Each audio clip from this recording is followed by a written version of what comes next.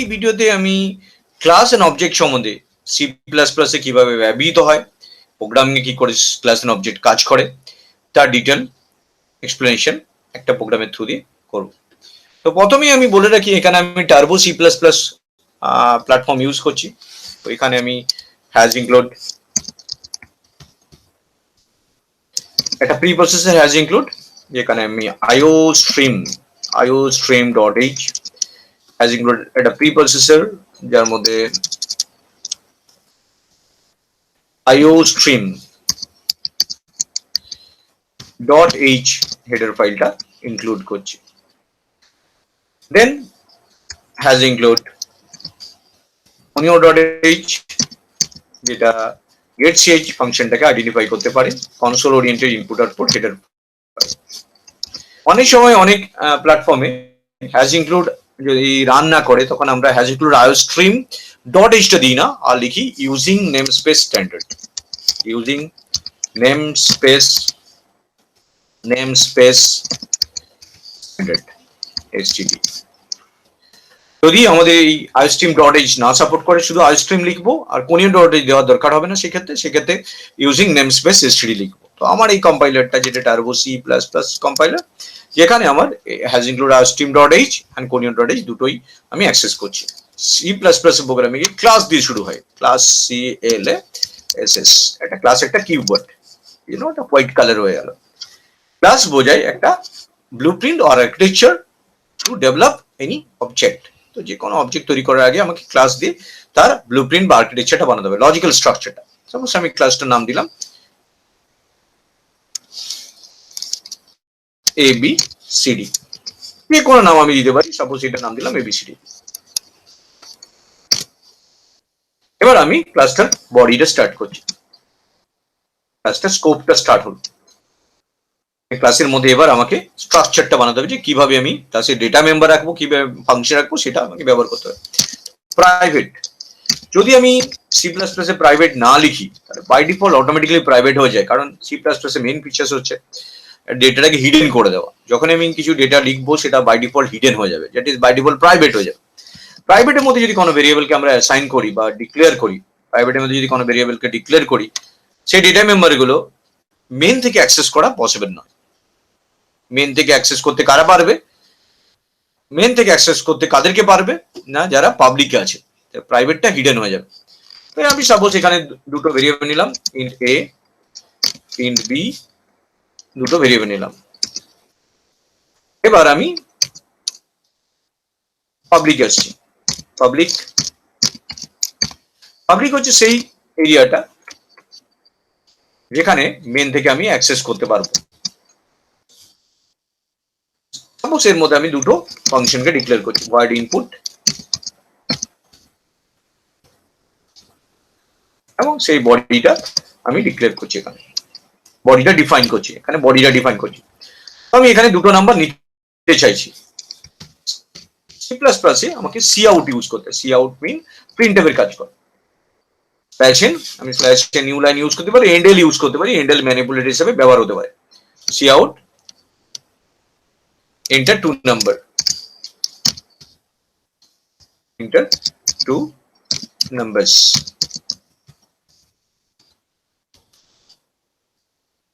এবার আমি দুটো নাম্বার সিন করছি, মিন স্ক্যান করছি, A and B। এখানে স্ক্যান করার সময় কোনো ফরম্যাটিং দরকার হয় না, %D%F, just C in A B, মানে A আর B দুটো আমাকে ভেরিয়েবল কিবোর্ড থেকে নিয়ে A আর B র্যাম এর মধ্যে ডেটা যে ভ্যালুস গুলো নেবো, A আর B এর ভ্যালুস গুলো র্যাম এর মধ্যে A B আর ভেরিয়েবলে রেখে দেওয়া হবে, সিন এর কাজ। এটা মেথডটাকে আমি, ফাংশনটাকে আমি ক্লোজ করলাম, শেষ হয়ে গেল ফাংশন। আরেকটা ফাংশন আমি নিলাম void output, তার মধ্যে আমি ক্যালকুলেশন করবো, এটা দুটো নাম্বারকে অ্যাডিশন করবো। এখানে আমি একটা লোকাল ভেরিয়েবল ডিক্লেয়ার করলাম int c। হ্যাঁ, আমি এই ভেরিয়েবলটা আমি ওখানে ডিক্লেয়ার করতে পারতাম int ab করে প্রাইভেট, যদি আমার হিডেন করার দরকার ছিল। এটাকে পাবলিকে থাকলে কি হবে? পাবলিকে থাকলে আমি পাবলিকের মধ্যেই সেটা যে কোনো মেথডকে আমি পাবলিকের মধ্যে ডিক্লেয়ার করলে সেটা অ্যাক্সেসেবল টু আউটসাইড ওয়ার্ল্ড হয়ে যায়। যেহেতু সিটা টেম্পোরারি ভেরিয়েবল, আউটপুটের মধ্যেই এটাকে ইউজ করতে পারি আমি, ক্যালকুলেশন পারপাসে এটা ব্যবহার করছি। int c বলে একটা ভেরিয়েবলকে নিলাম এখানে। C variable equal to A plus B. আমরা দেখতে পাচ্ছি যে পাবলিকের যারা মেম্বার, এখানে ফাংশন মেম্বার আউটপুট আর ইনপুট, তারা A R B K use করতে পারছে। আর পাবলিককে কে ইউজ করতে পারবে? মেন থেকে কল করতে পারবে। এই যে কনসেপ্টটা প্রাইভেটের মধ্যে এটা হিডেন হয়ে যায়, পাবলিকের মধ্যে আমি অ্যাক্সেস করতে দিই মেনকে। এই যে কনসেপ্টটা, এটা হচ্ছে ডেটা এনক্যাপসুলেশন অ্যান্ড অ্যাবস্ট্রাকশন। এটা ডেটাকে হাইড করার টেকনিক হয়। পাবলিকরা প্রাইভেট অ্যাক্সেস করতে পারবে, পাবলিককে মেন অ্যাক্সেস করতে পারবে। এবার এই ক্লাসটাকে আমি ক্লোজ করছি। একটা স্ট্রাকচার তৈরি হলো, ব্লুপ্রিন্ট আর্কিটেকচার তৈরি হলো, যার উপর বেস করে আমি একটা অবজেক্ট তৈরি করব। তো এটা একটা কনসেপ্ট ডেভেলপ করলাম, যার থ্রু দিয়ে আমি একটা অবজেক্ট তৈরি করব। এবার আমি মেন ভয়েড মেন লিখছি, যেখান থেকে আমি এই অবজেক্টটা ক্রিয়েট করে রান করাবো। ফার্স্ট অফ অল এবিসিডি যখনই আমরা লিখছি, এবিসিডি একটা ক্লাসের নেম, তার করসপন্ডিং একটা অবজেক্ট তৈরি করলাম এম। এই যে এম যখন তৈরি করলাম, সে যে লজিক্যাল স্ট্রাকচারটা ফিজিক্যাল স্ট্রাকচারে র্যামের মধ্যে তৈরি হলো, সেই তার মধ্যে কি কি থাকলো? প্রাইভেট এবি অ্যান্ড পাবলিকের মধ্যে ইনপুট অ্যান্ড আউটপুট। এবার যে এম যে অবজেক্টটা তৈরি হয়েছে, সেই অবজেক্টে যদি আমি ব্যবহার করতে চাই, তার ফিচার্স গুলো যদি ব্যবহার করতে চাই, তাহলে এম ডট আমি ইনপুটকে কল করলাম।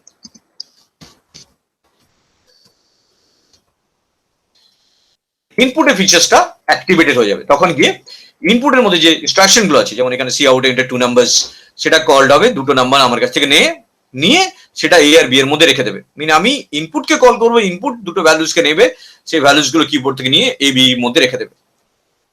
যেরকম আমরা কোনো সফটওয়্যারের মধ্যে কাজ করতে গেলে এক একটা ফিচার্সে এক একটা কাজ করে, সেই তার ফিচার্সটা সেই কাজটা করে সেই ডেটাটা স্টোর করে, সেরকমই এখানে ইনপুট যে মেথড ফাংশনটা, সেই ফাংশনটা ডেটা মেম্বার নিয়ে আমার এ বি এর মধ্যে রেখে দেবে।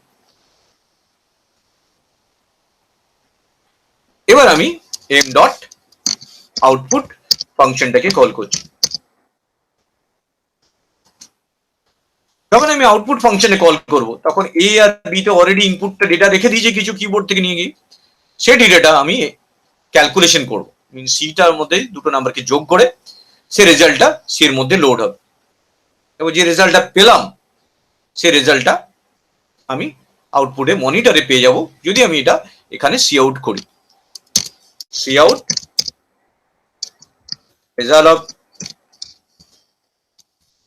result of addition is C.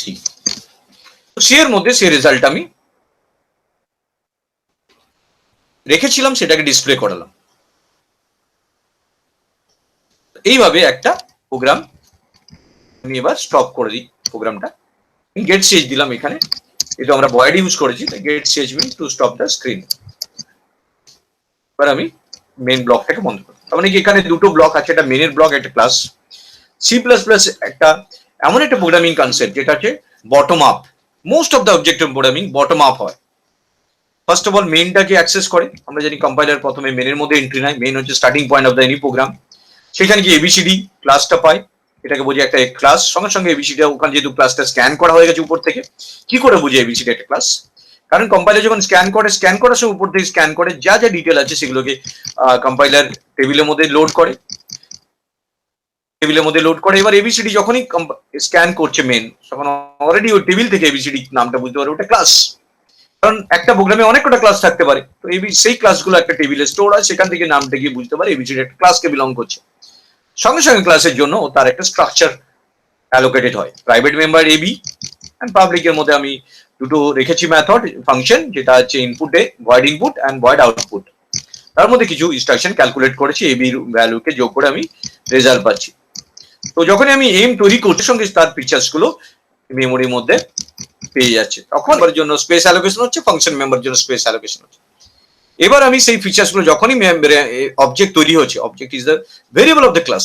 Variable of the class যেরকম আমরা দেখতে পাচ্ছি int space the A is the integer variable, A is a variable of integer type, সেরকমই m is a variable of abcd type, that is abcd is a class type. তো একটা class আমি তৈরি করছি, তার করসপন্ডিং ফিচার্স গুলোকে আমি access করছি। এবার র্যামের মধ্যে এসে গেছে, সেই ফিচার্স গুলো আমি এবার কল করব। ইনপুট কে কল করলাম, তখন ইনপুট তার ইনস্ট্রাকশনটা ফলো করলো, আউটপুটকে কল করলাম, তখন আউটপুট ইনস্ট্রাকশনটা ফলো করলো। তো এইভাবে একটা অবজেক্ট ওরিয়েন্টেড প্রোগ্রামিং কাজ করে। তো এটাকে দেখা যাক রান করে আমি কি কনসেপ্টে পাচ্ছি।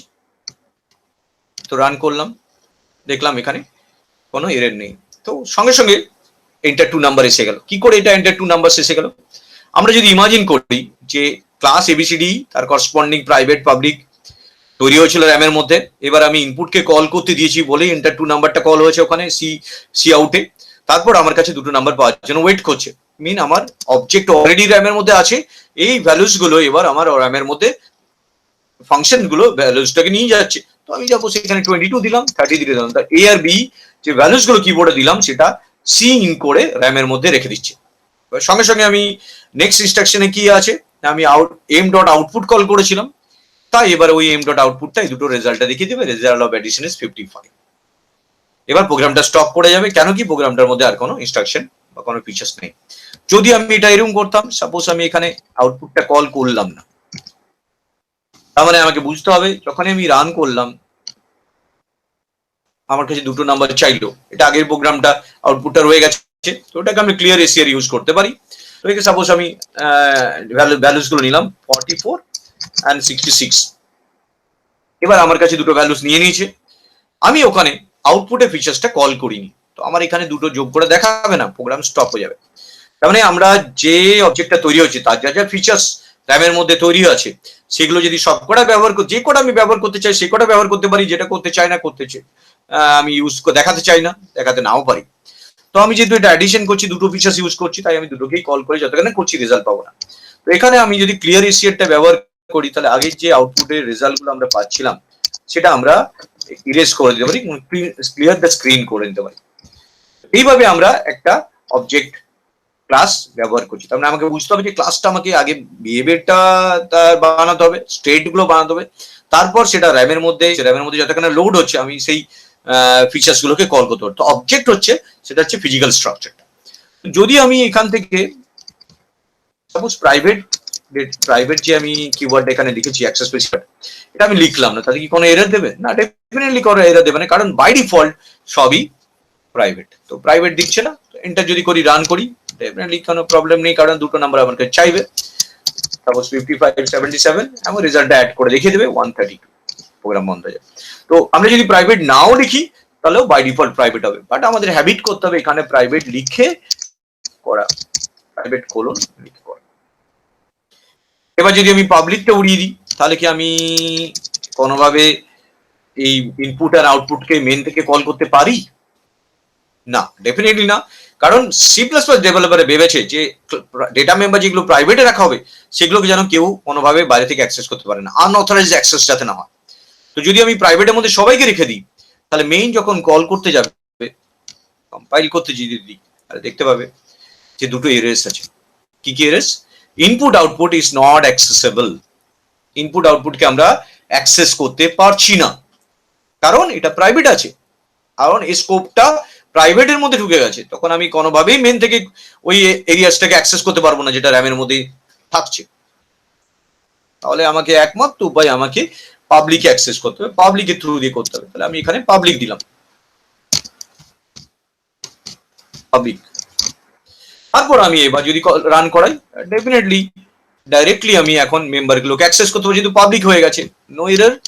রান করতে দিলে আমি যদি ফিচার্সগুলোকে কল করি, ইনপুটকে কল করলাম, দুটো নাম্বার আমাকে দেবে, দুটো নাম্বার যোগ করলে আমরা পেয়ে যাচ্ছি। তো এইভাবে আমরা এক অ্যাক্সেস করতে পারছি। এই যে ক্লাসের মধ্যে ডেটা মেম্বার ফাংশন মেম্বারকে যে বন্ডিং করে রাখা হচ্ছে, ডেটাকে বলে ডেটা অ্যাবস্ট্রাকশন এন্ড ক্যাপসুলেশন।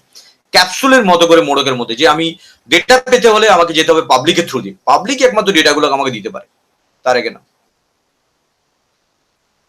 এবার আমি যদি এরকম প্রোগ্রাম করতে চাই, এটাও C plus plus allow, but এই যে স্টাইলটা প্রোগ্রামটাকে ফাংশনগুলোকে একবারই ডিক্লেয়ার করার সঙ্গে সঙ্গে ডিফাইন করা, এটা সবচেয়ে বেশি পপুলার ফিচার্স। যদি আমরা এটা এইভাবে করি, প্রথমে আমি নামগুলো দিয়ে দিলাম, সাপোজ ভয়েড ইনপুট, প্রথমে আমি নাম দিয়ে দিলাম ভয়েড ইনপুট, তারপর আমি ডিক্লেয়ার করলাম, তারপরে আমি নাম দিলাম ভয়েড মেম্বার্স গুলোকে বললাম এরা আমার এই মেম্বার, ভয়েড ইনপুট, এন্ড একটা নাম বললাম ভয়েড আউটপুট।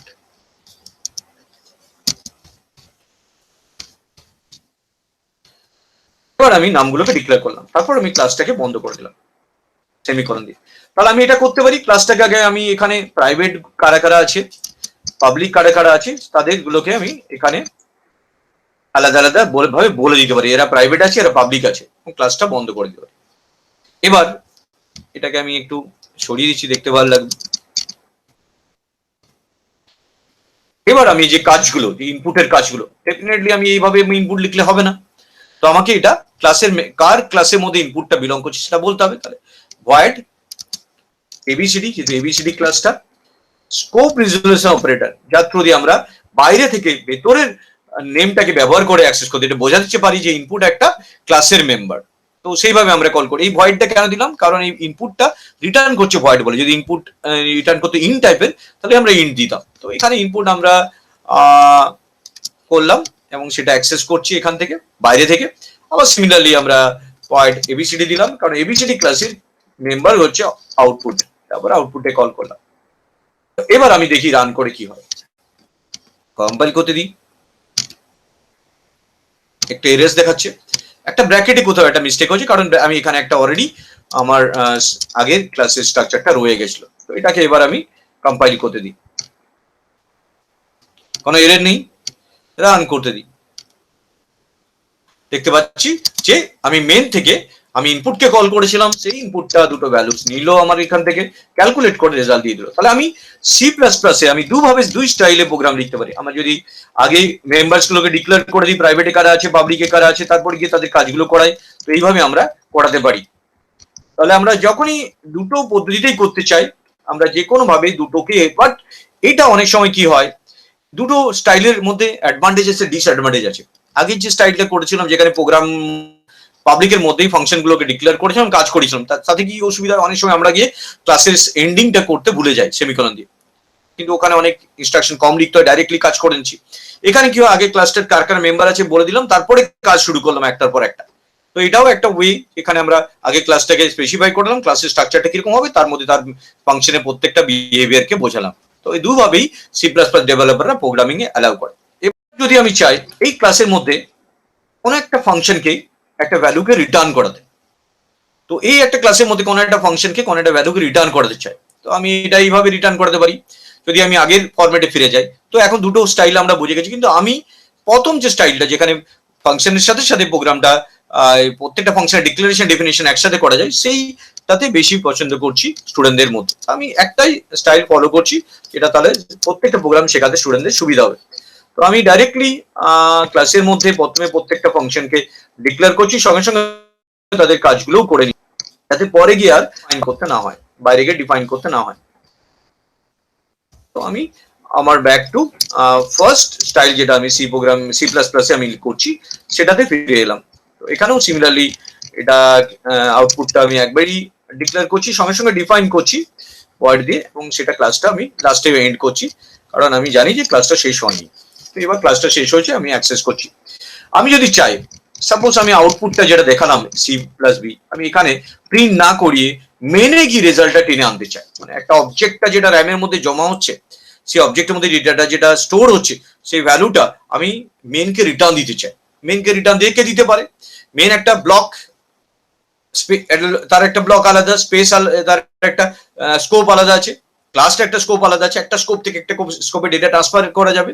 তো আমি কিভাবে এটা করবো, সাপোজ আমি এখানে রিটার্ন সি করে দিচ্ছি, ডেফিনেটলি সিটা ইন্টিজার টাইপ, এবং সিটা এই জন্য আমাকে ইন্ট সি করতে হবে।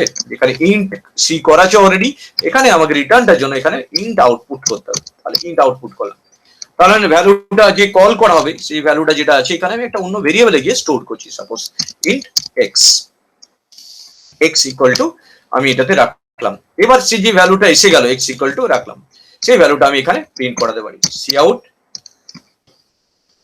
Slash N values are, value is, আমি ডিসপ্লে করেছি এক্সটাকে। তার মানে কি আউটপুট যে একটা ক্যালকুলেশন করেছে, সেই ক্যালকুলেশনটাকে আমি মেনে স্কোপের মধ্যে নিয়ে যেতে চাইছি। তাহলে মেন রিটার্ন করে, মেনে রিটার্ন পাঠাতে হবে, রিটার্ন করে আউটপুট ফাংশনটা এক্স বলে ভেরিয়েবলটা রাখবে মেনের মধ্যে, সেইখানে গিয়ে আমি সেটা ডিসপ্লে করালাম। দেখি এটা কিভাবে কাজ করছে, কম্পাইলেশন করলাম, একটা এরর দেখাচ্ছে, কেন কি আমরা সেমিকোলনটা দিতে ভুলে গেছি, সেমিকোলনটা দিয়ে দিই। কম্পাইলার যতক্ষণ অব্দি কারেক্ট আউটসোর্স কোড থাকছে ততক্ষণ অব্দি মেশিন কোড জেনারেট করতে পারে না। তো কারেক্ট করার পর আবার কম্পাইলার করলাম, তো এরর্স, নো এরর্স। এবার রান, যখন আমি রান করতে দিলাম এখানে দুটো নাম্বার আমার কাছে চাইলো 22 and 44, এন্টার করলাম মিন, সেটা সিন স্ক্যান হয়ে র্যামের মধ্যে চলে গেল, সঙ্গে সঙ্গে সেই ভ্যালুগুলো যোগ হয়ে গেল 66। তারপর গিয়ে সেই ভ্যালুটা এখানে রিটার্নও চলে আসলো। তার মানে কি ওখানে যে আউটপুটটা আমি ডিসপ্লে করিয়েছিলাম প্রথমবার, এখানে সেই ভ্যালুটা আমার কাছে এসে গিয়ে আমি পেলাম, সেটা ডিসপ্লে করালাম। সেই এক্সট্রাকে আমি আবার অন্য কোনো পারপাসে ইউজ করতে পারি মেনের মধ্যে। তাহলে একটা মেনের একটা জায়গাতে একটা ডেটা আছে, আমরা যখন ডাউনলোড করি তো ডেটাটা সাপোজ ওখানে সার্ভারে আছে, সেই সার্ভারে ডেটাটা ডাউনলোড করে আমার র্যামের মধ্যে নিয়ে আসছি, মানে কি ওখানেও আছে, রিটার্ন করে আমার কাছেও নিয়ে আসছি। সেই যে আইডিয়াটা যে একটা অবজেক্ট থেকে ডেটা ফ্লো করে আরেকটা অবজেক্টের একটা এরিয়ার মধ্যে নিয়ে এসে আমি সেটা ব্যবহার করছি, তো মেনের মধ্যে নিয়ে এসে আমি ব্যবহার করছি। তো এখানে সি প্লাস প্লাস এর মধ্যে মেনটা একটা আলাদা স্কোপ, ক্লাসটা আলাদা স্কোপ। অনেক অবজেক্টিভ বোর্ডে আমি যেমন জাভাতে মেনটা তাও ক্লাসের মধ্যে থাকে, তো সেখানেও একটা ক্লাসের মধ্যে আমি এনে কাজ করছি।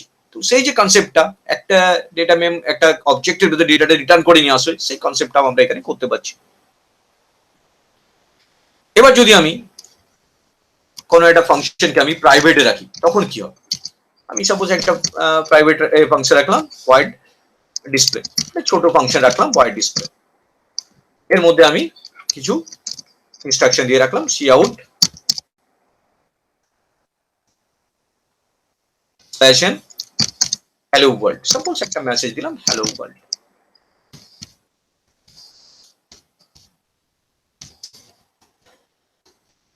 এবার আমি এটা বন্ধ করলাম। আমি কি ডিসপ্লেকে কখনো কল করতে পারবো বাইরে থেকে, মেন থেকে? মেন থেকে তো কল করা যাবে না, কারণ প্রাইভেটের মধ্যে যখনই কোনো ফাংশন রাখি, ডেটা মেমে রাখি, সেটা হিডেন হয়ে যায়। তাহলে আমি কি অ্যাক্সেস করবো কি করে? আমার যদি অ্যাক্সেস করতে ইচ্ছা হয় তখন আমি করবো কি করে অ্যাক্সেসটা? সেটা ডেফিনেটলি আমাকে পাবলিকই করে দিতে পারে। তার মানে কি আমি মেমোরির মধ্যে একটা কিছু রাখলাম, সেই ফিচার্সটা একমাত্র পাবলিকই অ্যাক্সেস করতে পারে। সেটা কিভাবে? যদি আমি মেন থেকে অ্যাক্সেস করতে যাই, অ্যাক্সেস করতে দেবে না, আমি আগেই দেখলাম, কারণ আমি মেন থেকে একমাত্র পাবলিক অ্যাক্সেস করা যায়। তো সাপোজ আমি এই ইনপুটের মধ্যে দুটো নাম্বার নেওয়া হবে আর আমি ওই ফিচার্সটা কল করে দেবো, তাহলে আমি এখানে কিভাবে কল করবো? জাস্ট নাম দেবো ডিসপ্লে, যেরকম আমরা এবি ভেরিয়েবলটা নাম দিয়েছি সেরকম ডিসপ্লে নাম দেবো। এবার সেই ভ্যালুটা ডিসপ্লে যে বিহেভিয়ার আছে, ডিসপ্লের মধ্যে যে যে কাজগুলো করা যায় সেই কাজগুলো আমি এখানে কল করে নিতে পারি। যদি আমি এখানে একটা সি ভেরিয়েবল রাখি, সাপোজ একটা ডি ভেরিয়েবল রাখলাম, সিটা এখানে ইউজ করেছি, কমা দিয়ে ডি একটা ভেরিয়েবল রাখলাম, এবং ডিটা আমি যদি এখানে অ্যাসাইন করি ডি ইকুয়াল টু 10, এবং ডিটাকে আমি ডিসপ্লেও করাই cout d within private, message দিয়ে দিই উইদিন প্রাইভেট, বোঝানোর জন্য যে আউটপুটটা আমি কি নিচ্ছি, আমি পাচ্ছি।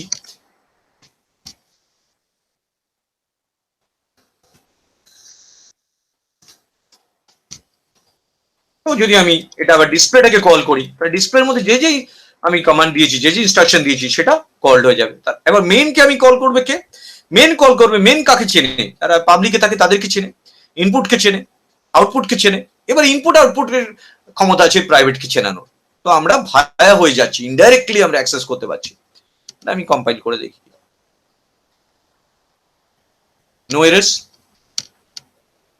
রান করছি, এন্টার টু নাম্বারস, সাপোজ দুটো নাম্বার নিলাম, দুটো নাম্বারের মধ্যে যে ইনপুট ফাংশন ছিল তার মধ্যে আমি হ্যালো ওয়ার্ল্ডটা দিয়ে দিয়েছিলাম।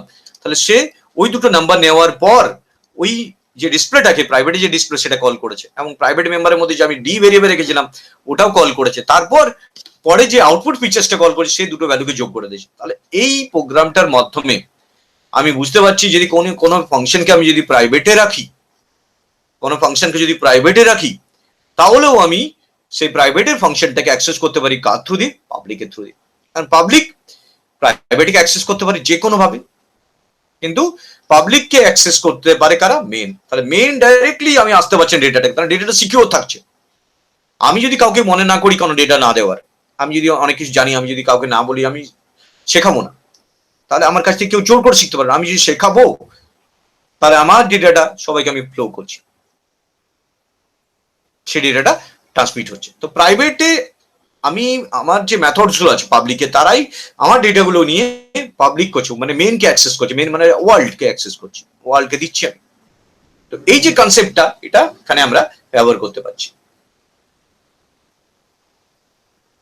তো this is the concept of class and object in C++. You can write down this program and every features তোমরা এই প্রোগ্রামটা লিখে নিতে পারো। প্রত্যেকটা ফিচার্স তোমরা একদম অ্যানালিসিস করতে পারো যে প্রাইভেট কি করলো, পাবলিক কি করলো, কিভাবে কাজ করছি, কিভাবে রিটার্ন করতে পারছি, কারা কিভাবে মেইনকে অ্যাক্সেস করতে পারছি, মেইন থেকে কোথায় কি অ্যাক্সেস করা আছে, মেইন থেকে পাবলিক কাদেরকে অ্যাক্সেস করছে, কিভাবে অ্যাক্সেস করছে, সমস্ত কিছু আমি এই প্রোগ্রামটার মাধ্যমে বুঝিয়ে দিয়েছি। তোমরা ইজিলি এই প্রোগ্রামটা দিয়ে নিজেরা ক্লাস এন্ড অবজেক্ট সম্বন্ধে সমস্ত রকমের কনসেপ্ট ক্লিয়ার করতে পারো। Thank you very much for watching this video. Thank you.